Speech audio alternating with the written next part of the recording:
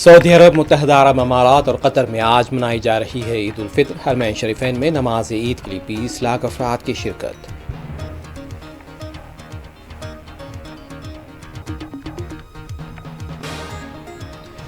لاکھوں معتمرین کے آسانی کے ساتھ مناسک عمرہ ادا کرنے پر اللہ کا شکر ادا کرتے ہیں۔ عید کے موقع پر سعودی فرمانرواں شاہ سلمان کا پیام۔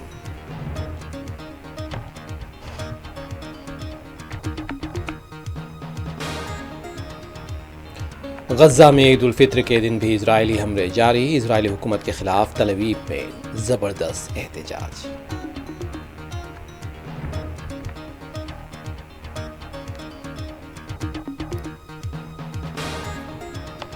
حماس نے نئے مصری اور قطری معاہدے سے کیا اتفاق، اسرائیل نے بھی پیش کی جوابی تجویز۔